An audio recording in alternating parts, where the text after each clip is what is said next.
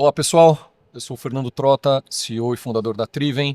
Este é o Triven Talks, um podcast criado pela Triven para a gente discutir dois dos temas mais relevantes e importantes do universo do empreendedorismo: gestão estratégica de finanças e gestão estratégica de pessoas. Este é o quinto episódio, nós estamos gravando aqui nos estúdios do State Innovation Center, aqui em São Paulo, onde aliás a Triven também tem escritório. E eu estou com dois convidados aqui, na verdade um já é de casa, né, meu sócio Abraão Sena, que hoje atua como Managing Partner da Vertical People as a Service da Triven. E eu trouxe um convidado aqui muito relevante, o Marcelo Nóbrega. Marcelo, prazer ter você aqui conosco. Marcelo, galera, é um executivo aí profissional com mais de 30 anos de experiência no mercado de RH, foi vice-presidente América Latina da Latam. Ele é PhD, especialista em gestão estratégica de pessoas, tem o podcast, atua como investidor de startups, enfim, não vou, né, correr a ficha do Marcelo aqui, senão a gente vai perder meio episódio aqui falando sobre a trajetória dele. Mas Marcelo, uma honra ter você conosco, seja Bom muito demais estar bem-vindo. aqui, Fernando. Obrigado pelo convite. Abraão também. Um prazer conversar com você. Muito bom. Então, quer dar as honras da casa, falar alguma coisa, ou a gente já embala aqui, Abraão? Não, pode embalar, estou muito Uhum. feliz, acho que vai ser um momento de muita troca e aprendizado, né? Ansioso aqui por esse momento. Bora Isso lá. aí, cara, muito bom. Bom, Marcelo, vou aquecer os motores aqui, cara. Você tem uma carreira, né, muito longa, né, sempre de RH, olhando esses movimentos de velha economia, hoje nova economia, investidor de algumas startups, inclusive de algumas startups clientes nossos aqui da Triven. Cara, me diz uma coisa, o que mudou nesses anos no RH, né, de outrora para o RH de hoje? Como que você vê o comparativo disso do RH da velha economia, nova economia? Conta um pouco pra gente como é que você está enxergando esses movimentos, cara. Pô, Fernando, eu entrei em RH porque a empresa estava começando atividades no Brasil naquele momento, a empresa de petróleo e gás, quando o Brasil abriu para investimento estrangeiro. E o vice-presidente de recursos humanos daquela companhia multinacional virou para o country manager aqui e falou: não contrate uma pessoa de recursos humanos para fazer o seu recursos humanos. Olha só.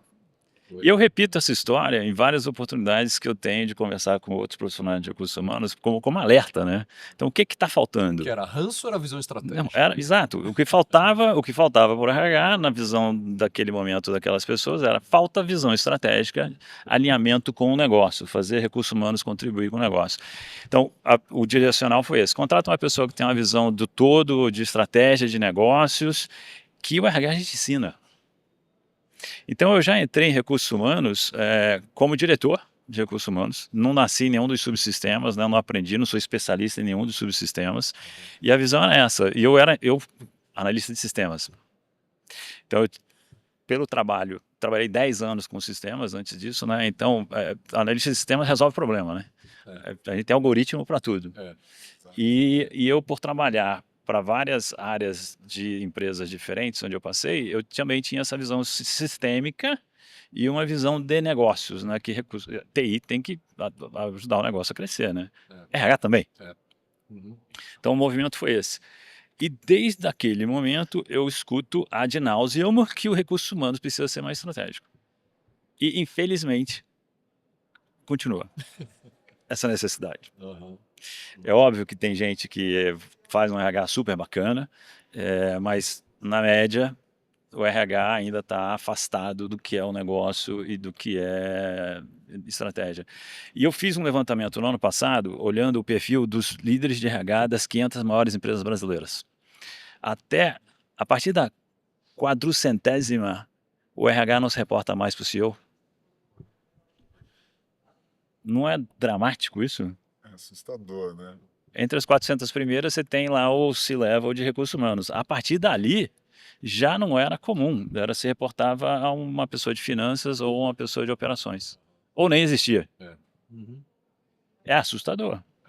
É, A gente falou, né, no último episódio sobre, né, a gente conversou agora sobre a pesquisa da Flash, né, falando que mais da metade das empresas no Brasil não tem uma cadeira de RH nos seus boards, né? Então, Complementa essa. trouxe mais uma evidência de que isso, infelizmente, é verdadeiro. Aham, E a gente vê, então, falando de história, né? Então, para muita gente a história, para mim é memória, né? Então a gente vê Como é que o RH começou a tomar um pouco mais de relevância?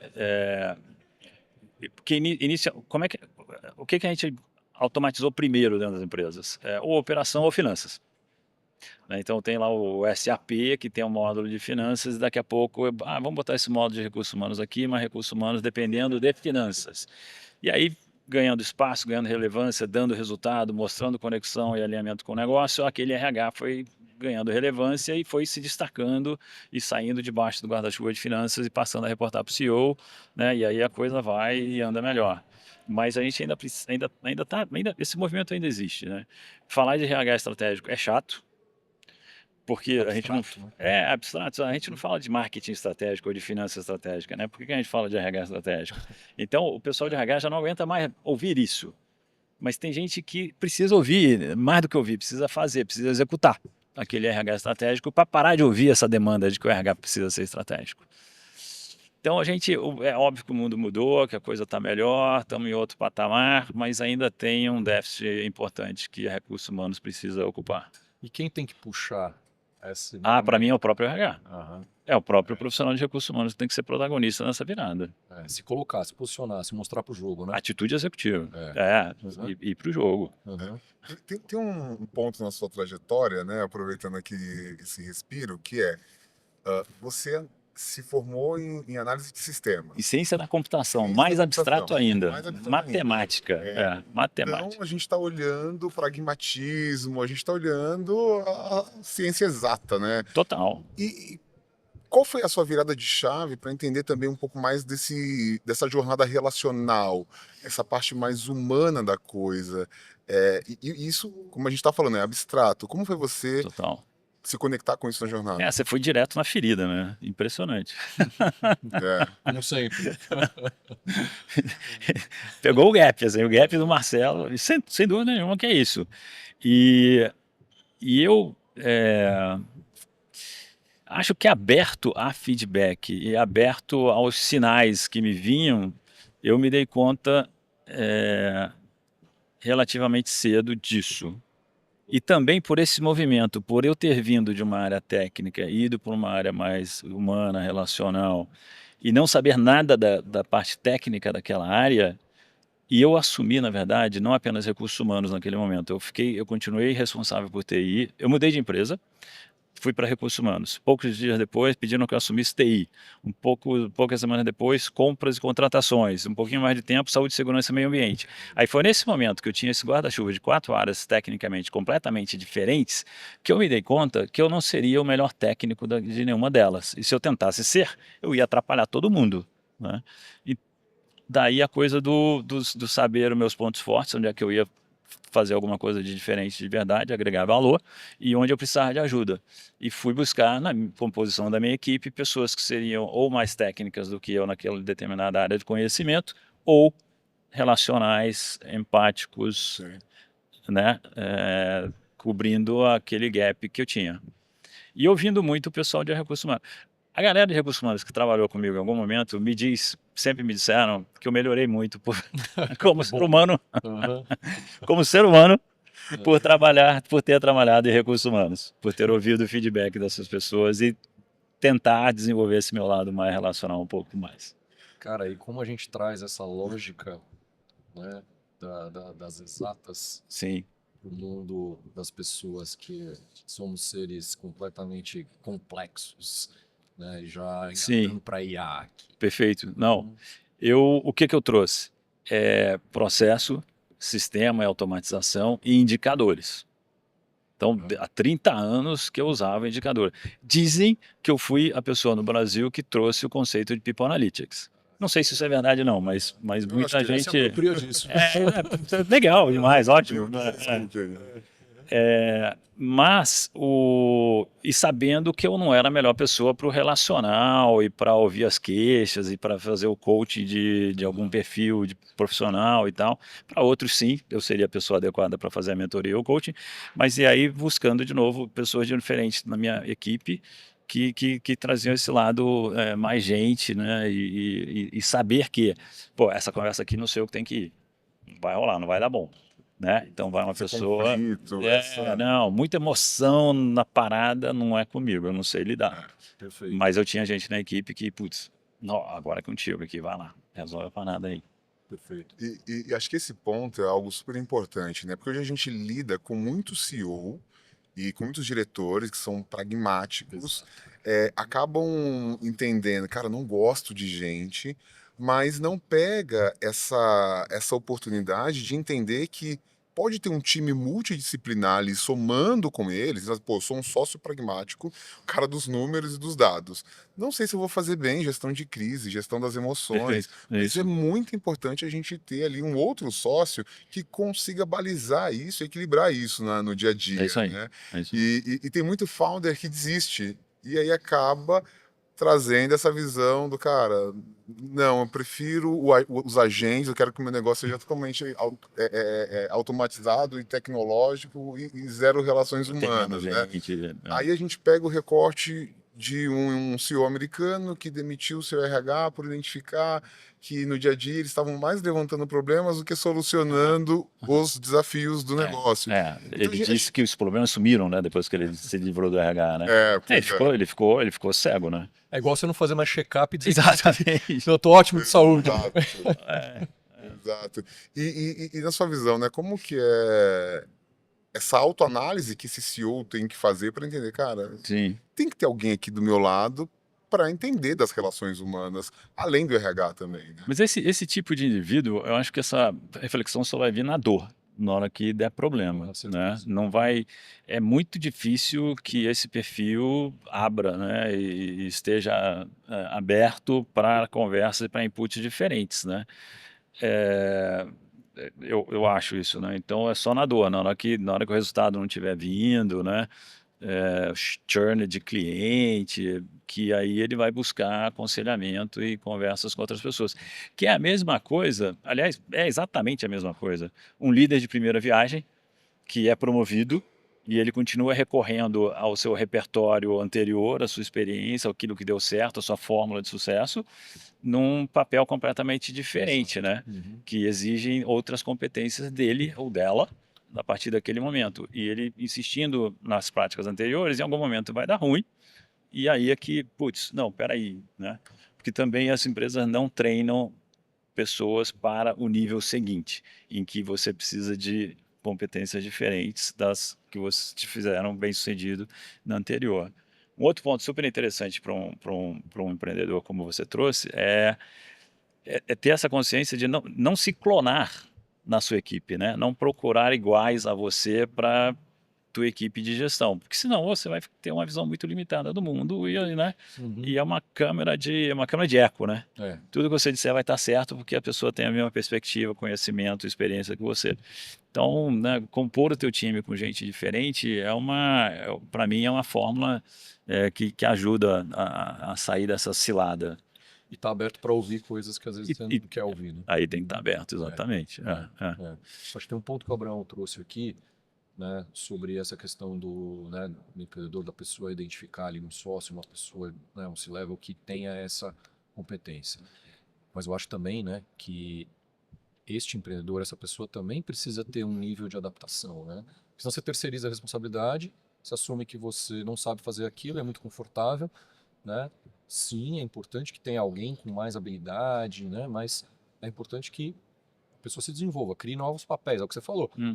A pessoa é promovida, né? E acaba trazendo seu repertório, suas competências anteriores a esse novo papel. É necessário essa visão de quais são as novas competências e o novo repertório que eu preciso adquirir para esta nova posição. Sim. Uma posição de maior exposição, né? Uma posição de lidar com conflitos, né? Uma posição de gestão de expectativa, de gestão de sensos de urgência, sensos de risco, né? Então isso também é importante, né? Mais relacionamentos externos à empresa do que internos à empresa em um Exato. determinado momento. Você deve ver isso com empreendedores a todo momento. Todo né? momento. Uhum. Dores de crescimento. Chega num determinado momento que a empresa alcança uma dimensão tal em que a responsabilidade daquele indivíduo é completamente diferente do que era até aquele momento. Principalmente na pressão.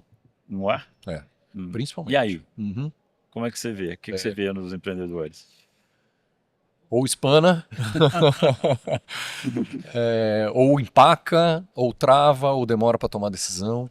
É, né? E a demora para tomar decisão, 1 mês, 2 meses, você faz quebra o diferença, negócio, né? faz uma diferença absurda. É. E essa é a nossa posição, né, Abrão? É fazer a pessoa entender que muitas vezes as tais das conversas difíceis, posicionamentos impopulares são necessários.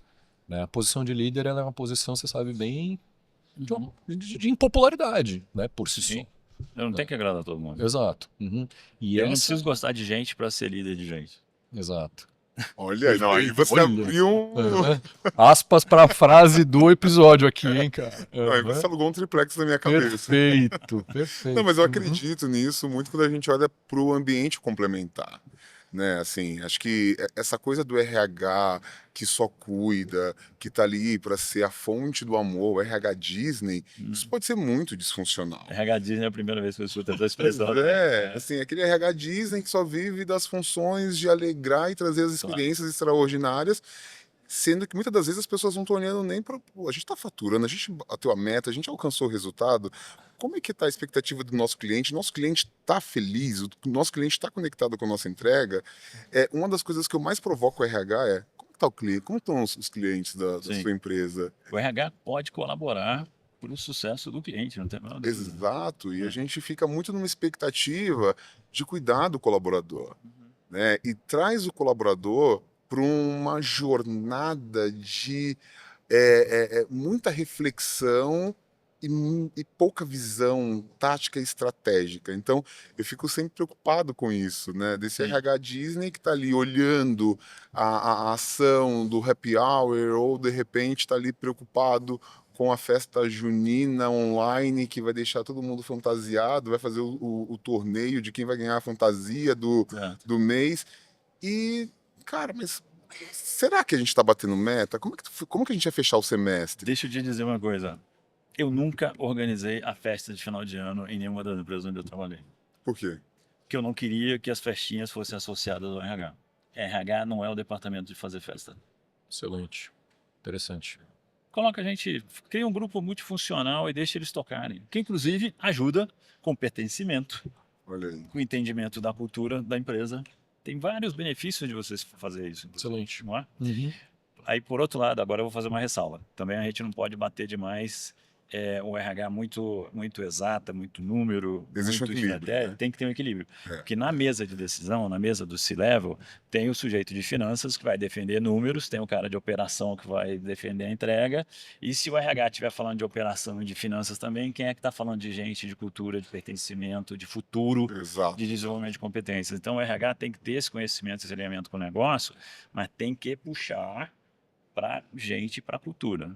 Mas você entende que quando você traz essa visão de, poxa, cria um grupo de embaixadores que vão cuidar dos eventos, E descentraliza isso do RH, você está atuando com pertencimento e de forma democrática, porque você está dando acesso para que outras áreas, às vezes, que têm até a intenção, mas não tem a liberação, possa participar disso também. estão Então, empoderando outras pessoas, desenvolvendo exatamente. algumas competências de liderança em algumas pessoas, quebrando silos. Olha só o que a organização na festa de final de ano não pode trazer de benefícios para a organização se o RH delega isso. Exato. E como a gente consegue acomodar, né, agora com o advento de IA, essa automação de processos de pessoas versus a preocupação genuína com as relações humanas dentro de uma organização. E só antes de você me responder a pergunta, tem um outro ponto aqui, né, que eu queria comentar contigo também, se você quiser emendar na sequência. A gente, no universo que a gente está, a gente vê muito a preocupação, e é um mantra, né, onde os empreendedores de startups, scale-ups, empresas de tecnologia, ouvem dos seus investidores. Você, né, certamente deve ter participado de mesas e discussões nesse tema, que é produto com product market fit, ok, mas a preocupação maior também é com quem sabe executar. Então a gente olha muito para time, para quem são as pessoas, quem é o time que vai executar essa estratégia. Às vezes tem gente que fala que é muito mais valioso o time capaz de executar ou de mudar rapidamente de tomada de decisão e não necessariamente somente um produto.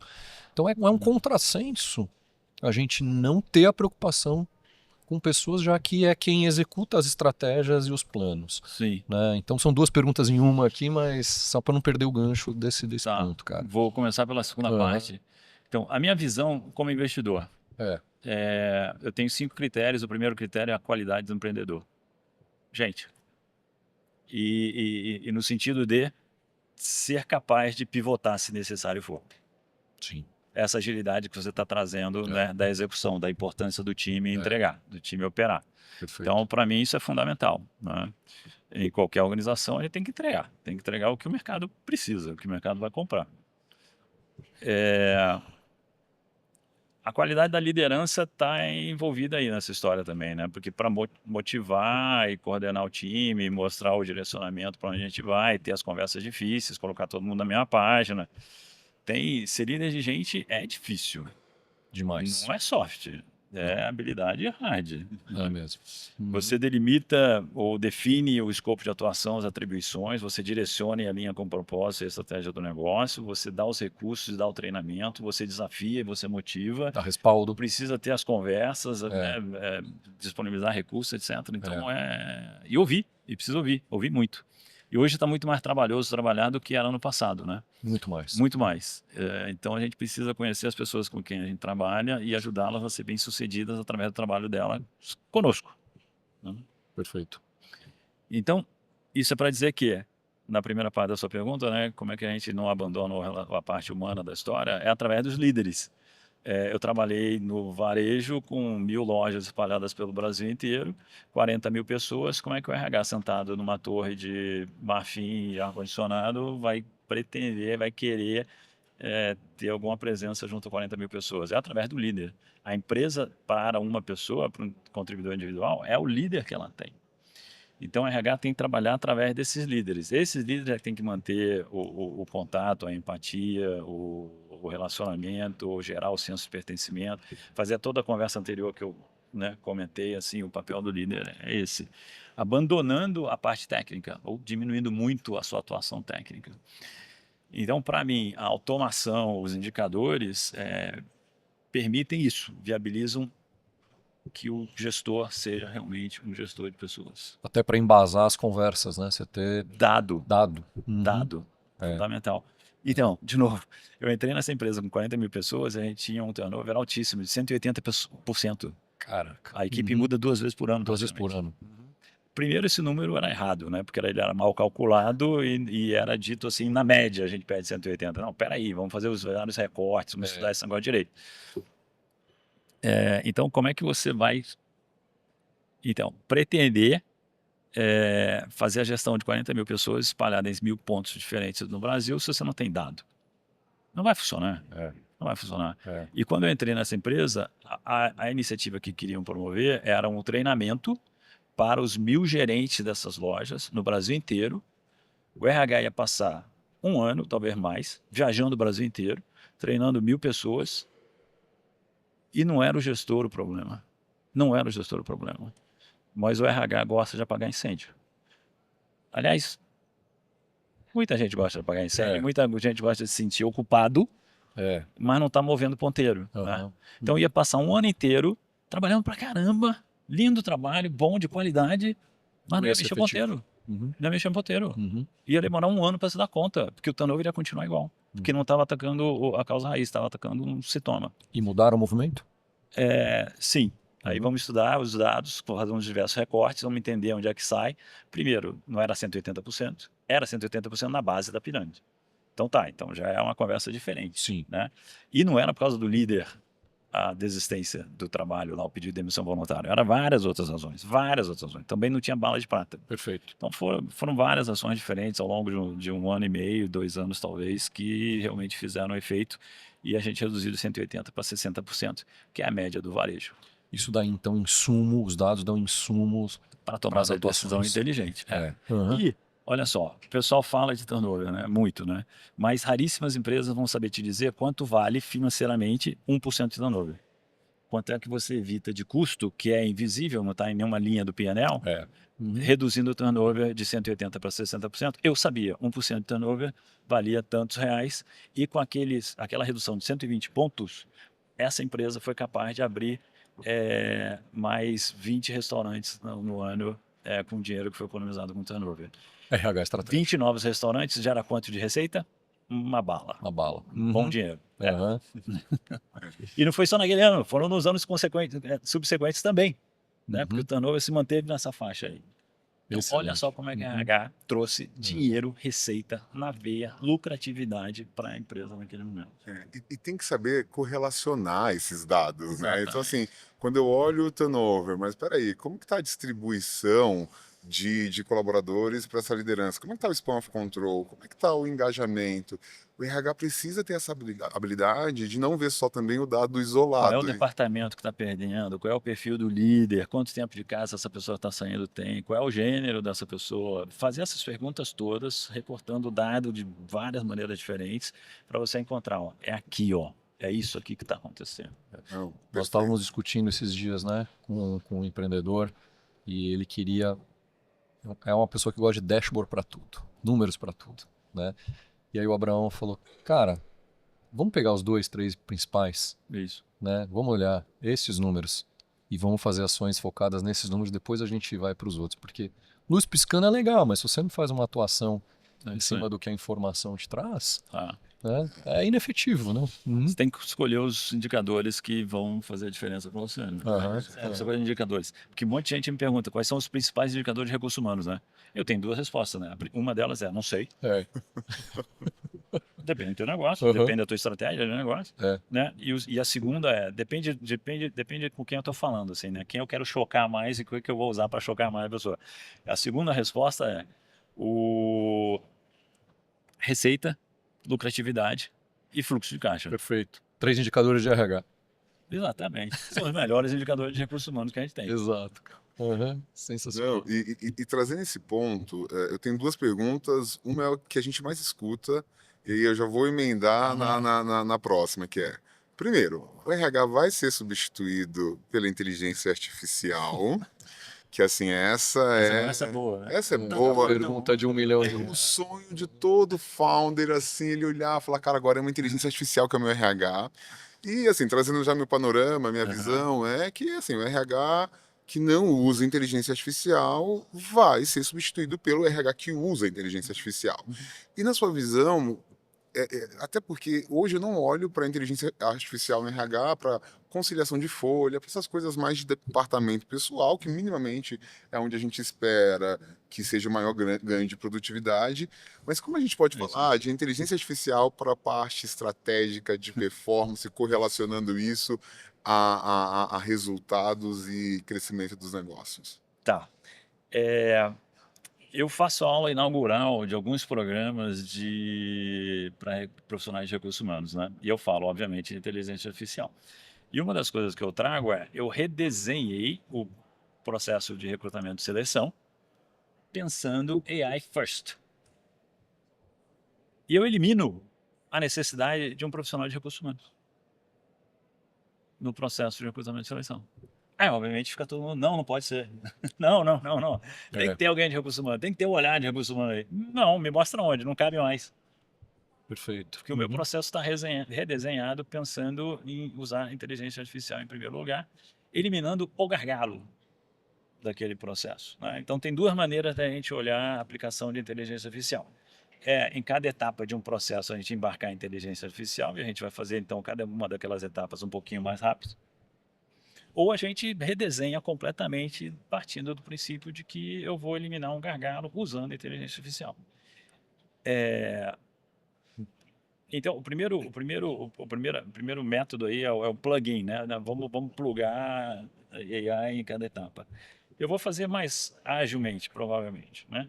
E aí tem um indicador, falando de indicador de novo, né? Que, eu acho péssimo para recrutamento e seleção, que é o time to fill, o tempo para preencher uma vaga. Isso é um tiro no pé. Isso é apressadamente, eu vou botar alguém no lugar, que não necessariamente vai ser a melhor pessoa, a pessoa mais adequada. Né?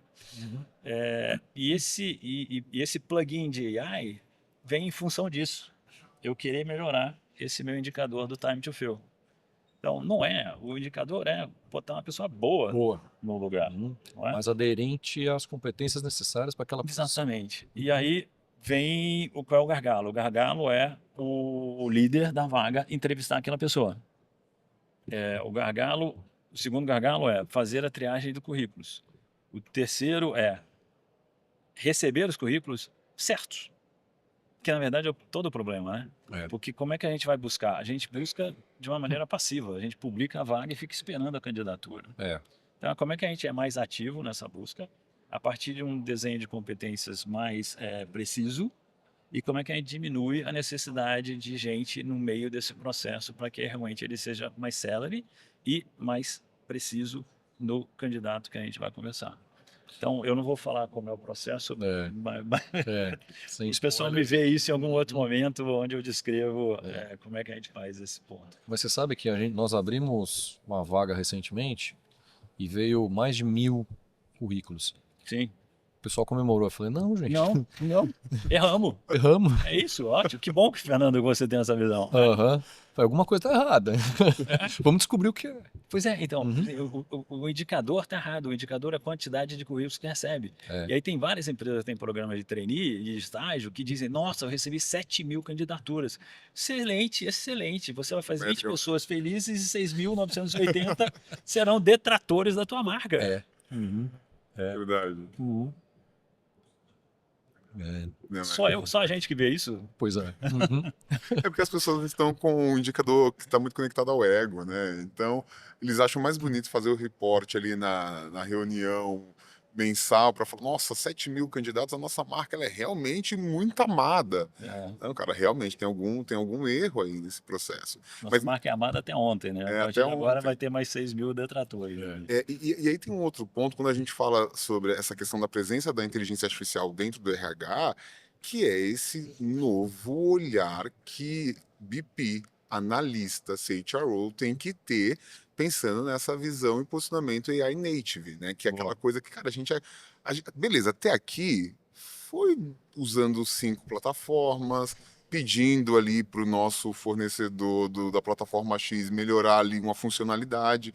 Agora a gente ganha esse protagonismo, né? Então, existe também aqui um desafio de mudar o pensamento, né, dos líderes, né, dos gestores, das BPs, dos analistas, para entender que existe um futuro do trabalho aí no próprio RH. Né? Não é só olhando o mercado como um todo, o RH está passando por isso.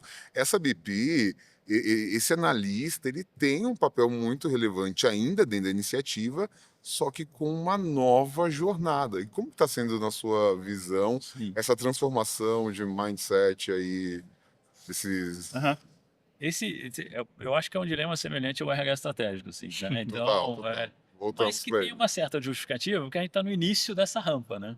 Então, a tecnologia é nova, estamos nessa descoberta. E o pessoal fala, 85% dos projetos de AI não funcionam. É lógico que não funciona, claro que não funciona. E não é nenhum drama, tá? Porque 70% dos projetos não funcionam, segundo o PMI, o Instituto de Project Management. A automação então, em si não significa que você vai melhorar um processo. Se você Também automatiza um processo errado, você está simplesmente acelerando a velocidade de algo errado, né? Perfeito. Então, 70% dos projetos não funcionam. 85% dos projetos de AI não funcionam, então nós estamos falando de 15 só. Mais assim, né? 85 é feio, mas é de 70 para 85, né? E para mim, justificado, porque a gente está num momento de início de absorção, De aprendizado. E é isso mesmo, vamos aprender errando. Você fala tanto disso? Exato. Por que agora virou ao contrário, assim, né? Não podemos errar. Exato. Então, estamos nesse processo. Quando a gente fala de empresas no Brasil que estão usando inteligência artificial no RH, são uma, duas ou três assim que estão realmente AI natives. E são sempre os mesmos exemplos. Assim. O pessoal pergunta e eu também, só sei falar dessa. Não sei falar de outra ainda, né? Mas, por outro lado, eu vejo a garotada animada, embarcada, tentando e fazendo coisas diferentes. Então, para mim, o movimento que vai ser diferente é isso, é uma geração nova, mais hábil com essas ferramentas, que vai realmente conseguir fazer algumas coisas legais e diferentes, tá? Mas o pensamento ainda é o plugin, melhorar várias etapas em vez de redesenhar a coisa, que para mim também faz parte do aprendizado.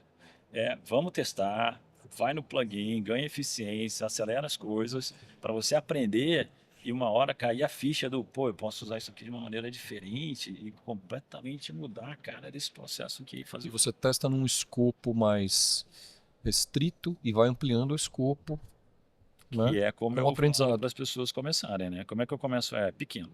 É, Pequeno e com um problema do negócio. aquilo que mais te enche o saco, É. Não geralmente. inventa um projeto de Uhum. 1 ano de É, duração, com milhares de reais, com equipes multifuncionais. Não. Pega 2 pessoas, um probleminha do negócio, faz ali, mostra o resultado, aí você consegue, né, mais adesão de mais gente, mais recurso e grana e exemplos e tal, para você fazer coisas maiores. Então, para mim, é por aí. O RH, então é interessante porque passou a régua assim também, né? O RH, como você falou, tem que se reinventar também, mas o RH pode ajudar as diversas áreas de negócio a se reinventarem e deve. E a gente está vendo isso acontecendo de verdade, assim, de não dos líderes não saberem mais desenhar um job description, porque é isso mesmo, está tudo mudando, né? E quem é que pode ajudar esse líder a desenhar o job description do futuro? É o RH. perfeito. Deveria ser o RH É. de sentar com esse sujeito, moço ou moça, e, pô, vamos pensar o futuro da organização? E o futuro não é 3 anos, não, é 6 meses, né? Exatamente. Que tipo de profissional você tem que trazer para os próximos 6 meses aqui, que é diferente do que a gente vem trazendo? Aí vem outras coisas na cabeça, assim, né? Eu sempre briguei muito para a gente trazer pessoas, não apenas o que entrava já fazendo. O mercado é muito conservador na hora que busca uma pessoa para uma vaga, né? Normalmente as empresas buscam os concorrentes, porque a pessoa já supostamente sabe fazer e resolver aquele problema. É. E eu sempre brigava, cara, vamos trazer uma pessoa não apenas para resolver o problema, mas com potencial de fazer alguma outra coisa diferente. Learning Agility. Isso. Que possa crescer aqui dentro, que possa assumir outras áreas, que vai trazer algo diferente, algum ativo que ele tem da sua experiência, e a gente tentar olhar esse learning agility. Mas difícil vender isso para um líder, né? Na hora que ele não está entregando um projeto, o resultado não está vindo, ele está com uma vaga aberta, ele está fazendo o trabalho daquela pessoa, ou a equipe está tentando suprir aquele buraco e tal, né? Então, Que é melhor daí, fazer o fácil daí, e não o certo. e daí o time to fill, Uhum. o maldito indicador. É.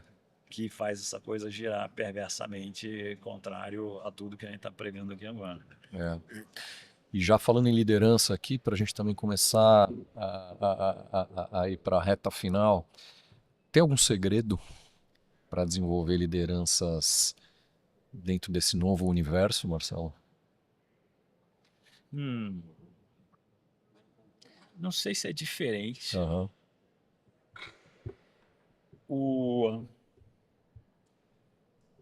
Está mais trabalhoso trabalhar, vou repetir isso. Boa. Isso exige mais conversas.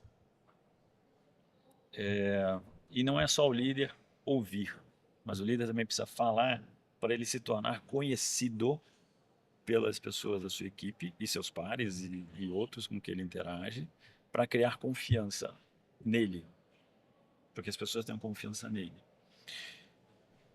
Então, acho que isso se mantém. O que talvez exista diferente desse momento é que a gente está vivendo um momento que se assemelha a uma crise, que são várias mudanças simultâneas ocorrendo. Variáveis novas que a gente não conhece o comportamento de muitas delas, né? E precisamos nos adaptar a essa nova realidade, que vai levar o seu tempo. Depois da gente se adaptar, a gente precisa ser produtivo nessa nova realidade. Isso quer dizer versatilidade. Então, a adaptabilidade e versatilidade são as competências que a gente precisa trabalhar agora. No momento de crise, onde a gente não está entendendo nada do que está acontecendo, e não estamos, Não estamos mesmo. o líder tem 3 papéis interessantes, tá? Eu vou fazer referência a um episódio infeliz da nossa história, que é a pandemia da Covid. O que todos nós fizemos naquele momento? Buscamos informação de uma maneira desproporcional, para ter certeza do que estava acontecendo. Trabalhamos mais do que era necessário trabalhar. Verdade. Muito mais. Para sentir que o nosso mundo ainda estava sob o nosso controle. E gostaríamos de perceber que não éramos os únicos que não estavam entendendo muito do que estava se passando. 3 atitudes, comportamentos de todos. Buscar referência. Momentos de crise. Uhum. Eu faço referência a pandemia, porque todo mundo nós passamos por isso e tenho certeza que todo mundo consegue se lembrar de como foi aquele primeiro momento e eu me lembro muito bem do meu primeiro momento exigir essas 3 coisas. Sim. Isso não sei o que estou falando, tá? Isso está documentado. Me identifico Isso tem perfeitamente com pesquisa. isso. Você se identifica também. Aham. Abraão, Também. sua motivo. Não, super Sua minha. motivo. Por que faltou papel higiênico no supermercado? Que é um exemplo que eu dou. A única coisa que a gente podia fazer naquele momento era ir para o supermercado e fazer compras. É, Era a única coisa. Então a gente comprava coisa que a gente não precisava, que a gente já tinha em casa, que loucura. mas simplesmente para se sentir em controle. É. Então, o líder tem 3 momentos importantes aqui. Dar a informação necessária de forma regular, frequente e o que precisa. Não exagerar, né? Regular, frequente e necessária. Para quê? Para fazer o trabalho que é indispensável que seja feito. Na crise, foco. Então o líder foca. E o terceiro momento, que é a coisa do, pô, eu tô meio perdido, não tô entendendo o que tá rolando aqui, o chefe também virar e falar, eu também não tô entendendo nada. Também não sei. Também não sei. Tá. Vamos descobrir juntos. Só que, exatamente, só que nós juntos aqui, né, vamos descobrir e vamos atravessar esse momento. É. Né? Então, adaptabilidade, capacidade de escuta, né? Não somente ouvir, mas escutar, capacidade e habilidade de comunicação. Perfeito. Aí, Você por aí, trouxe nessa aqui. linha. Muito bom. E tem um ponto que eu queria aproveitar aqui, né? Já nessa reta final, tem, na verdade, ainda dois assuntos. O primeiro é, quando a gente olha de forma pragmática as entregas de uma startup no ambiente tecnológico, marketing, comercial, né? E pegando muito recorte de tecnologia, a gente tem um grande desafio, a gente consegue ali mudar o código, trabalhar em cima de automação. Então, aquilo que era gargalo ontem, a gente consegue ver essa transformação, essa mudança no dia seguinte, na semana seguinte. Quando a gente fala de turnover, quando a gente fala de comportamento, quando a gente fala de habilidade, quando a gente fala de cultura organizacional, ela é algo que leva tempo para mudar e para se fortalecer. Na sua visão, o time para percepção de transformação e mudança frente às outras áreas ainda é um desafio, porque o founder está olhando ali, poxa, por que essa cultura não muda? A tecnologia está embarcando tanta coisa, mas o RH ainda não está embarcando nada. Como que a gente lida com essa objeção?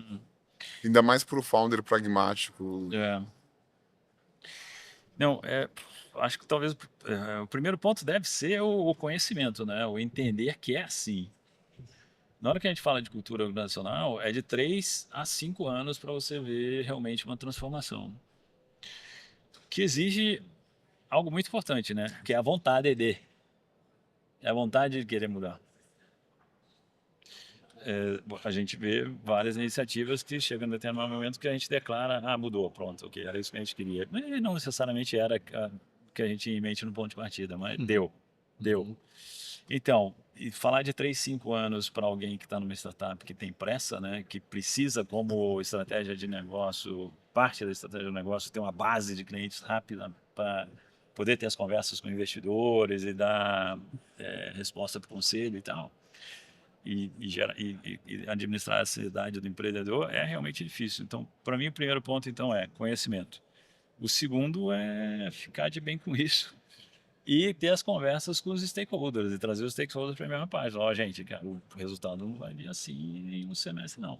E aí escolher esses stakeholders, que vai ter investidor que vai colocar dinheiro e vai pensar que vai ficar rico em 1 ano com aquela startup, né? E não vai, não é isso. E nem é o propósito de você ser investidor em uma startup e pensar em ficar rico em pouco tempo. Não é isso. Então, cabe também ao empreendedor fazer essa separação aí do joio e do trigo e não aceitar esses investidores com uma visão de curtíssimo prazo. Excelente. Que também é outra coisa difícil de se administrar, entendo.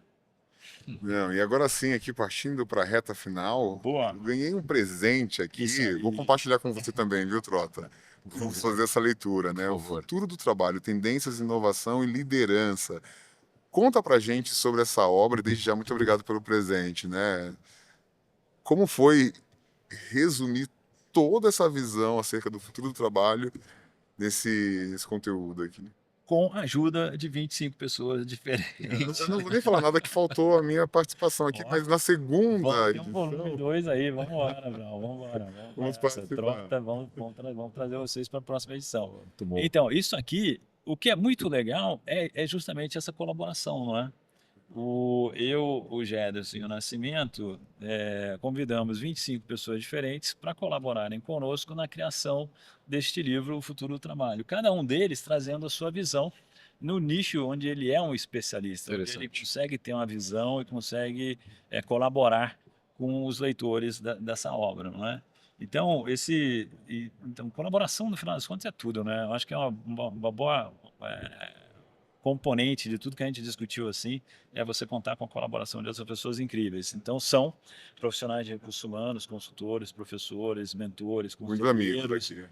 aqui. Com certeza tem gente que você conhece. Tinha alguma coisa uníssona aqui, Marcelo? Nessas 25 pessoas? Acho que tem o protagonismo do indivíduo. Perfeito.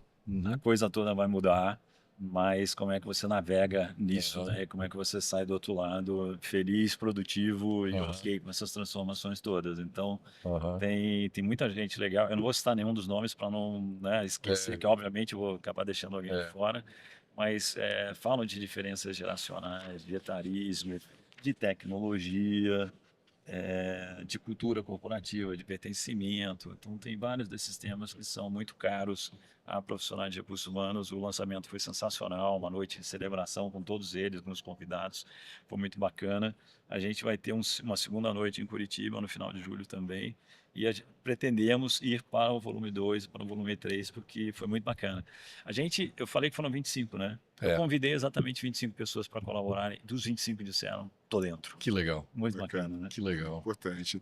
E é esse nível de conhecimento que os founders precisam se conectar, né? Porque não é só olhar para o futuro da tecnologia, o futuro do seu negócio, pensando ali aquela vertical de mercado que você atende, mas é como que as pessoas vão embarcar nisso e vão realmente se reinventar nessa jornada para entregar essa solução de forma incrível. Eu acho que olhar para o futuro do trabalho... Excelente sacada que você trouxe agora, como público, o leitor aí do Futuro do Trabalho. No volume 2 a gente tem um capítulo incrível para falar sobre isso. Muito bom, muito bom. Olha, eu vou ser o chato aqui da história, mas vamos já encerrar aqui para deixar, né, essa vontade da gente consumir mais teu conhecimento, Marcelo. Passou rápido demais. Obrigado demais. Cara, foi muito bom, papo maravilhoso. Acho que tem muita coisa aqui que a gente pode se aprofundar. Desses 5 episódios da primeira temporada, 4 deles foram dedicados a pessoas. Então, olha como a gente realmente enxerga a relevância desse tema, cara. Isso aí. Então, Marcelo, mais uma vez, Parabéns, obrigado, cara. Vocês. Muito obrigado pela tua presença, participação, e vamos consumir aqui rapidamente esse conteúdo. Obrigado, cara. Certo, Abrão? Certo, então nos vemos aí em breve. Muito obrigado por você ter topado embarcar nessa com a gente. Tenho certeza que tem muitas coisas ainda pra gente construir no futuro. Tamo junto. Valeu. Isso aí, galera. Então, este foi o 5º episódio, encerrando a nossa primeira temporada aqui do Triven Talks. Foi um papo muito legal, falando sobre o futuro do trabalho e como a gente enxerga a tecnologia e a mudança do RH nesse mundo do empreendedorismo. Acompanhem a Triven nas redes sociais, acompanhem os nossos episódios nas principais plataformas de podcast, e em breve a gente já vai lançar a segunda temporada com temas tão relevantes quanto este. Muito bom, galera. Muito obrigado. Obrigado, Abraão, mais uma vez. Valeu. E é isso aí, Marcelo. Obrigado, cara. Vamos para a próxima. Um abraço.